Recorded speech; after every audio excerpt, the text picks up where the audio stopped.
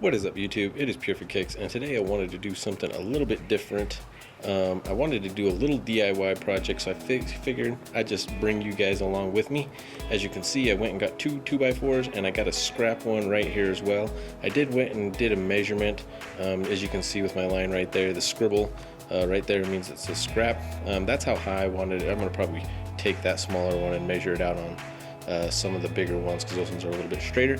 But yeah, what I'm going to make the stand for is this bad boy, this little 10-gallon that I got from the auction. I bought this tank for $1. I resealed it and I painted the back black. So I wanted to see what I could do with this tank, make it a little display tank for the Aquarium Society when we have speakers and such. I thought that would be pretty neat. So what I'm going to do is I'm going to take these little bad boys and I'm going to cut them up, and I'll be right back and I'll show you what I'm going to do in step number 2. Alrighty, YouTube, we are back. I have cut these boards up, and as you can see, it's a pretty simple little project. Little, medium, and the legs.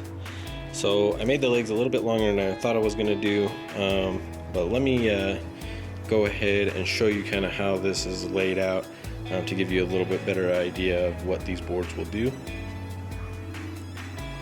So as you can see, they're just going to be laid out. We have the bottom floor, the top floor, and to tell you the truth, I'm probably not going to put a top or a bottom on it. I'm probably just going to put the tank right on the top of the wood. So obviously these are the 4 legs. I'm going to put the legs on the inside, and they're going to be going long ways that way up. So I'm going to go ahead and drill this. I would recommend pre-drilling all your holes. I've made stands without pre-drilling, and it cracks wood, especially if you're using a cheaper lumber. I highly recommend, if you're making a stand, just pre-drill your holes. It takes a little bit longer, but it's definitely worth it in the long while. So I'm going to go ahead and screw this, and I'll go ahead and put the legs on as well, and I'll be right back. Alright, looks like we got the next step done. All we had to do is get these little bad boys screwed in like so. As you can see, I just put 2 screws in them, but it went rather well. And now what I'm going to do is put these legs on long ways. Be right back. What is up, YouTube? I am back, and I got the legs on the stand. As you can see, pretty basic.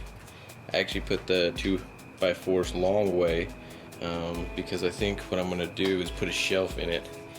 Just where I can put the fish food for my 10-gallon, or maybe even something that displays, you know, something about the fish club or whatever you want to do. You know, you could do something like that. So what I'm going to do is I'm going to cut 2 boards that are the length of that, and I'm going to screw them in. So I'll be right back as soon as I get this done.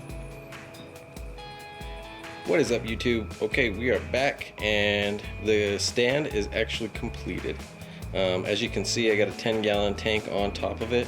I did put the little shelves in there. I don't know if they are the straightest, but hey, it's a DIY stand. It's just for some things, food, and maybe some pictures or whatever I want to put on that little shelf. I can put on that little shelf for this tank.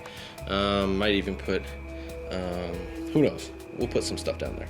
But you can put anything you want in there. Give you a little circle on the tank stand.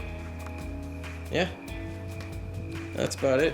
Cost me $4.50, I believe. It was around $5 for the 2 2x4s, and then I had some extra 2-inch nail screws laying around from stands previously. So really, this stand only cost me about $5 in total, $4 and some change.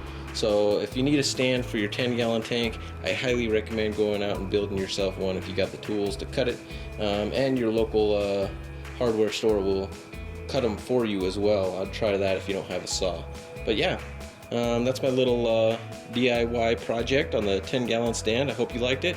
If you do like this video, please do give it a thumbs up. If I get, like, you know, around 30 thumbs up, I'll go ahead and put the dimensions to this stand so everyone can get them as well.